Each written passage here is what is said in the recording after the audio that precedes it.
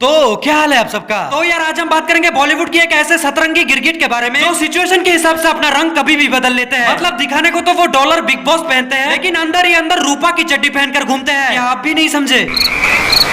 अरे यार मतलब इसके दिखाने के दांत अलग और खाने के दांत अलग है। जो अपने देश से इतना ज्यादा प्यार करते हैं कि कहीं प्यार ओवरलोड हो जाने की वजह से इनकी मौत ना हो जाए, इसीलिए इन्होंने कनाडियन सिटीजनशिप लेकर रखा है, जो बाहर से इंडियन और अंदर से एक प्योर कनाडियन। और ऐसे लोगों को मैं प्यार से फालतू के देशभक्त बुलाता हूँ। जहाँ पर दूसरे सेलिब्रिटीज अपने नेक्स्ट मूवी की प्लानिंग बना रहे होते हैं, वहाँ पर हमारे ये भाई साहब अपनी 4-4 मूवियां लॉन्च कर देते हैं, क्योंकि इनके ज्यादातर मूवीज देशभक्ति पर होता है। और देशभक्ति वाली फिल्में बनाने में प्लानिंग की कोई जरूरत नहीं पड़ती, क्योंकि सारा प्लानिंग तो सरकार या फिर आर्मी वालों ने काफी पहले ही करके रखा है। तुम्हें बस अपना कैमरा, 4-5 सस्ते एक्टर और उस मूवी को 2 घंटे तक जबरदस्ती खिंचवाने के लिए कुछ ऐसे चूतियापों से भरे हुए सीन से ऐड करना है, जिसका उस मिशन के साथ कोई लेना देना नहीं है, क्योंकि इन्हें हमारे उस हिस्टोरिकल मोमेंट का इंटरनेशनली मजाक भी तो बनाना है। एग्जांपल के तौर पे तुम मिशन मंगल मूवी में तापसी पन्नू द्वारा पेली जाने वाली इसी बकचोदी को देख लो। रोड से नजर मत हटाना। अब 4th गियर डालिए। 4th गियर डालिए 4th गियर। अब मुझे नहीं पता कि इस रॉकेट को लॉन्च करने के लिए इस लीवर को खींचने की क्या जरूरत थी, लेकिन जो कि सुनहरी बकचोदी को हमारे सो कॉल्ड फेमिनिस्ट ने पेला है, तो इसका कोई ना कोई लॉजिक तो जरूर बनता होगा। प्लीज कोई ये मत बोलना कि गांड में डाल लो अपना लॉजिक।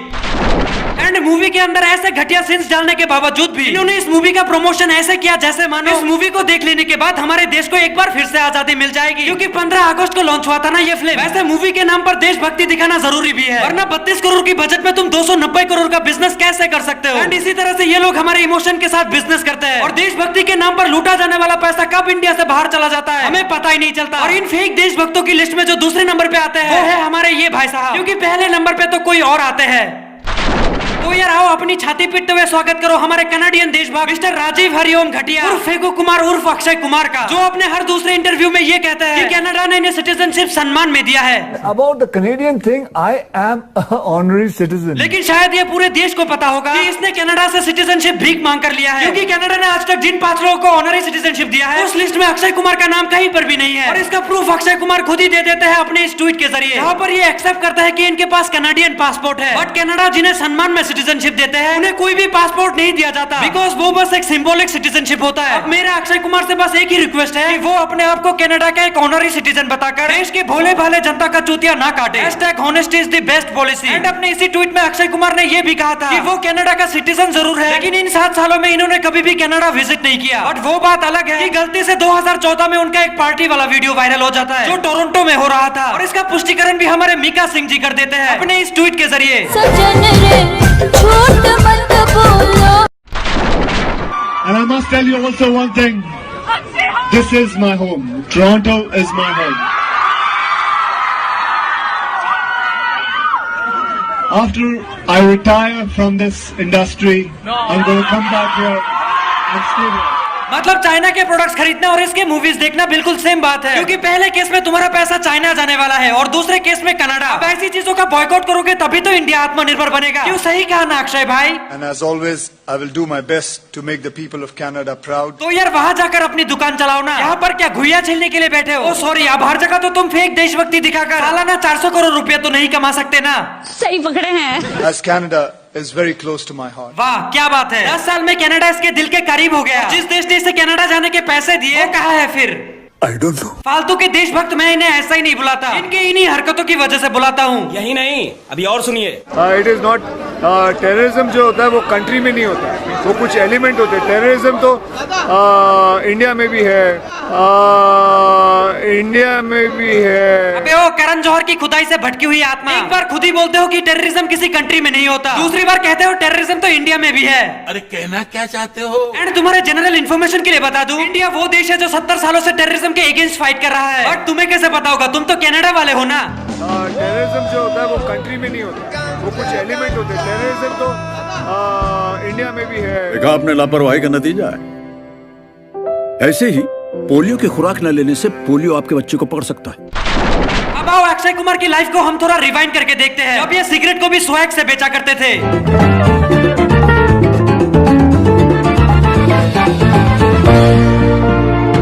हम रेड एंड व्हाइट पीने वालों की बात ही कुछ और है। यस, हम रेड एंड व्हाइट पीने वालों की बात ही कुछ अलग होता है, क्योंकि इसे पीने के बाद आदमी मुंह से नहीं गांड से धुआं छोड़ता है। और किसी किसी के अंदर तो इसका नशा इतना ज्यादा हो जाता है कि वो बियर की बोतल से बांसुरी बजा लेते हैं। एंड हमारे अक्षय भाई जैसे लोग इस सिगरेट को पीने के बाद कतई स्पाइडरमैन ही बन जाते हैं।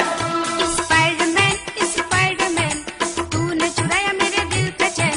स्पाइडरमैन स्पाइडरमैन तूने चुराया मेरे दिल का चैन। देख के तेरे करतब यारा मैं तो बन गई तेरी फैन। अरे भोसड़ी वालों, कोई बताओ ही नहीं, सिगरेट का ऐड बना रहा है ये। यहाँ पर शिलाजीत गोल्ड की नहीं, तो उसके लिए ये बंदरों जैसी बकचोदियां पेलने की कोई जरूरत नहीं थी। लेकिन अब 2020 में इनके अंदर इतना देशभक्ति भर चुका है कि आजकल ये ऐसे एड्स बना रहे हैं। हीरोगिरी ये पीने में नहीं है, ये देने में। इसे ही तो कहते हैं परफेक्ट बिजनेसमैन। पहले सिगरेट को भी स्वैग के साथ बेचो, ताकि लोग सिगरेट पीने को कोई नशा नहीं स्टाइल समझे, और बाद में खुद ही कैंसर का हॉस्पिटल भी खोल लो, ताकि जनता का चूतिया ऐसे भी कटे और वैसे भी कटे। क्योंकि $65 मिलियन किसी के अकाउंट पर ऐसे ही नहीं आ जाते, उसके लिए पब्लिक का चूतिया दोनों तरफ से काटना पड़ता है। बाद में ये सारे पैसे कनाडा ट्रांसफर होने वाले हैं। जोर जोर से बोल के लोगों को स्कीमें बता दे।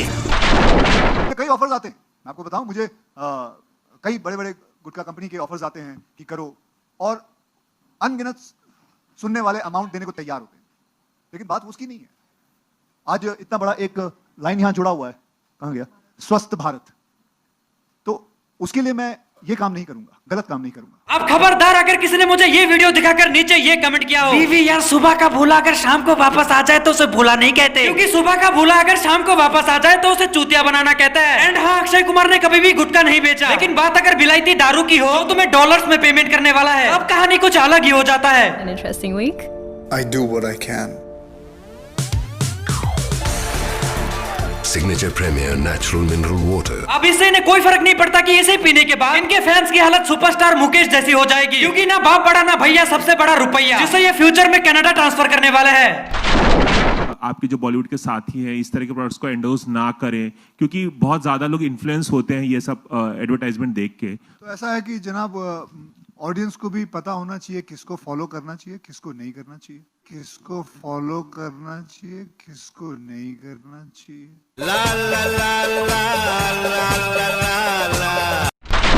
अब यार जो भी कह लो, लेकिन अक्षय कुमार जैसा देशभक्त तुम्हें इस पूरे दुनिया में और कहीं भी नहीं मिलेगा, क्योंकि इनके तेल और टाइल्स में भी देशभक्ति छुपा होता है। बिल्कुल सही, घर का स्वाद है आपके खाने में सर, कमाल है। घर का स्वाद तो होना ही था, आपके घर से जो हूँ, जैसे 130 करोड़ और हैं। फॉर्च्यून ऑयल तेल का डब्बा बेचने के लिए इंडियन आर्मी को यूज करने की क्या जरूरत थी, ये तो खैर इन्हें ही पता होगा, लेकिन मैं इतना जरूर बता सकता हूँ कि इसी तेल का इस्तेमाल करके बड़े बड़े डायरेक्टर्स को सेटिस्फेक्शन देते हैं और किसी दूसरे की मूवी को अपने नाम लिखवा लेते हैं, जैसे कि केसरी और पृथ्वीराज चौहान। प्राइम मिनिस्टर वाला नहीं, हिस्टोरिकल वाला। कुछ बात है इस देश की मिट्टी में, जिससे देश का हर कोना जुड़ा है, और हम भी देश की मिट्टी से बनी टाइल से देश को बनाते हैं। कजारिया टाइल्स, इसे हमारे खिलाड़ी भैया ने खुद मिट्टी खाकर अपने शुद्ध देसी टट्टी से बनाया है, जिसे लगा लेने के बाद तुम्हारा घर टट्टी टट्टी हो जाएगा। अब देखो, अपने देश की चीजों को खरीदने में किसी को भी कोई भी दिक्कत नहीं होनी चाहिए, लेकिन तब जब वो प्रोडक्ट अच्छा हो, क्योंकि अगर तुम्हें कोई आईफोन और लावा ऑफर करे तो जाहिर सी बात है तुम आईफोन ही चूज करोगे। तो चीजों के साथ देश की मिट्टी जैसी वर्ड्स लगाकर लोगों को इमोशनल फूल बनाने की बजाय अगर तुम अपने प्रोडक्ट का क्वालिटी दिखाकर बेचोगे तो इससे लोगों का भी भला होगा, लोगों का भला होगा तो देश का भला तो ऑटोमेटिकली हो जाएगा।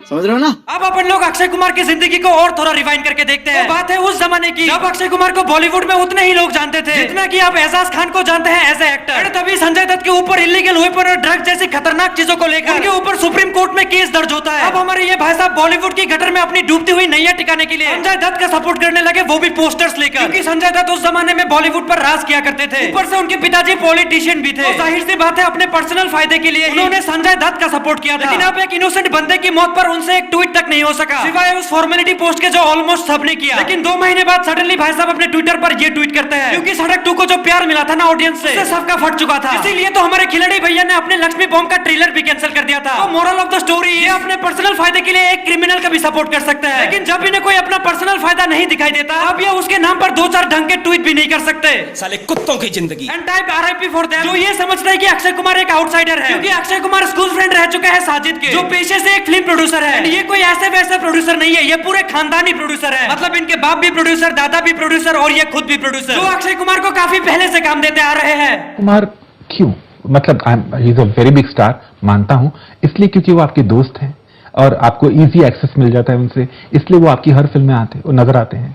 क्या Akshay has been in my school 1 year junior to me, और खिलाड़ी के वक्त जब 1989 के आसपास मैंने उसको ब्रेक दिया था पहली फिल्म। तो अक्षय कुमार को एक आउटसाइडर कहना शायद मेरे ख्याल से 100% सही नहीं होगा। उसके बाद देन आफ्टर तो आओ आप नजर मारते हैं इसके रिलेशनशिप स्टेटस की तरफ। न्यूज और आर्टिकल्स की माने तो इनका रिलेशन हमारे फोन नंबर के जितने डिजिट्स हैं उससे भी ज्यादा लड़कियों के साथ रह चुका है। और कमाल की बात तो ये है, जब ये रवीना टंडन के साथ एंगेज थे अब इनका चक्कर रेखा के साथ भी चल रहा था, जो उनसे 13 साल बड़ी है। मैं बस इसे उस कैटेगरी का समझता था, लेकिन ये मैंने कभी ना सोचा था कि अक्षय भाई एक्सक्यूज मी आप भी। एंड जब रवीना को इसका पता चला तब इसके साथ भी वही हुआ। तो हमारे महेश भोसड़ी वाले के साथ काफी बार हो चुका है। उसके बाद ये ट्विंकल खन्ना से शादी कर लेते हैं, एंड शादी के बाद भी इनका कई सारे लड़कियों के साथ चक्कर रह चुका है। बड़ा हरामी हो बेटा। जिसमें से एक है हमारे बॉलीवुड की सबसे खूबसूरत लड़की प्रियंका चू।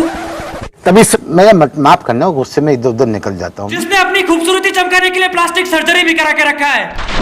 अब इतने सारे बकचोदियों को बिल्कुल सही से अंजाम देने के बाद भी हमारे खिलाड़ी भैया को इतना सा भी शर्म नहीं आया अपने इंस्टाग्राम पर ये पोस्ट करते हुए, जो समाज अपनी औरतों को इज्जत नहीं दे सकता उसे अपने आप को इंसानी समाज कहने का कोई हक नहीं। अरे चाचा भांग का कौन सा गोला खा करके ऐसी बकचोदियां पेल लेते हो? क्या आप वो दिन भूल गए जब आपने हमें सड़क पर चलती हुई लड़की को देखकर कुत्ते की तरह आओ करना सिखाया था? अरे आपसे ही तो हमने सीखा था।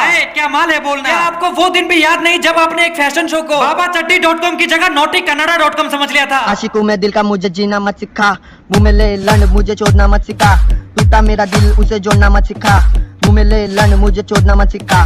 जो समाज अपनी औरतों को चले एक काम कर 200 रुपए दे और 50 रुपए काट ओवर एक्टिंग के वजह। एंड अब पबजी बैन होने के बाद से अक्षय कुमार को लेकर एक और नया कंट्रोवर्सी खड़ा हो गया है, क्योंकि पबजी बैन होने के ठीक एक दिन बाद इन्होंने एक इंडियन गेम को प्रमोट किया था। लेकिन कुछ दिन पहले उनके एक इंटरव्यू के दौरान जब एक रिपोर्टर ने उनसे मोबाइल गेम से रिलेटेड सवाल पूछा, अब हमारे भाई साहब का जवाब कुछ ऐसा था। घर में बैठ के वीडियो गेम नहीं खेलता, मैं असली गेम खेलता हूँ बाहर जाके। मैं भागता हूँ, स्विमिंग करता हूँ, रॉक क्लाइंबिंग करता हूँ। ये करने से ना मोटापा आ जाता है। मतलब हमारे so called Akshay Kumar mobile games नहीं खेलते क्योंकि इससे मोटापा आ जाता है, लेकिन तुम अक्षय कुमार का ये गेम खेलो, इससे घर बैठे बैठे तुम्हारे 6 पैक एब्स आ जाएंगे। एंड हमारे अक्षय कुमार के पास पैसा ही पैसा होगा। और रहा सवाल इस गेम की, तो इस गेम को मैं भी खेलने वाला हूं, लेकिन 3 महीनों में पबजी को टक्कर देने वाली गेम बनाने के चक्कर में अपना मजाक बनाकर मत रख देना। #request 2.0। अब इस वीडियो को देखने के बाद नीचे बहुत सारे लोग ये जरूर कमेंट करेंगे, अबे चूतिया मुंह बंद कर अपना। मुझे पता है अक्षय कुमार कितने भले इंसान है, वो कितने सारे डोनेशंस करते हैं। तो पहली बात तो ये तुम जिसे डोनेशन बोलते हो मैं उसे गिव एंड टेक बोलता हूं, क्योंकि ज्यादातर डोनेशन अपने इमेज को क्लियर करने के लिए होता है या फिर अपने पास्ट को छुपाने के चक्कर में, वरना डोनेशन तो साइलेंटली भी किया जा सकता है। लेकिन ये लोग अपने डोनेशन का पूरे देश में ढोल बजाते हैं, क्योंकि इससे फॉलोअर्स भी आता है और इमेज भी क्लीन होता है। एंड 20 करोड़ का फिल्म 200 करोड़ का बिजनेस भी करता है। एंड में उस 200 करोड़ का क्या होगा वो तो तुम्हें अब तक पता चल ही चुका होगा। एंड तुम लोगों से भी एक रिक्वेस्ट है, अगर कोई बंदा कुछ डोनेट कर रहा है बस इसीलिए उसको एक अच्छा इंसान समझना बंद करो। ऐसे तो बहनचोद कल को अगर विजय माल्या भी 2-4 करोड़ का डोनेशन कर दे अब तो तुम उसके नाम पर भी पोस्ट करने लगोगे, I know this person without any reason. और फिर भी अक्षय भाई थैंक यू प्रॉब्लम्स में लोगों के साथ हमेशा खड़े होने के लिए। अब इसके पीछे रीजन चाहे कुछ भी हो इससे कोई फर्क नहीं पड़ता। तो खैर यार आज के लिए बस, क्योंकि अभी मुझे अक्षय कुमार के फैन पेजेस से गाली सुनने जाना है। एंड सब्सक्राइब फॉलो वगैरह अपने हिसाब से देख लेना। तो मिलते हैं नेक्स्ट वीडियो में, तब तक के लिए take care and bye bye. क्या बोला? बंडों के हाई-फाई नहीं उसके बाद मुंह में लोगे वाईफाई। क्या मुंह में लोगे वाईफाई? सुनना अरे भाई सुनना अरे भाई सुनना अब क्या बोल रहा? सुनना अरे भाई सुनना यार अबे सुनना यार।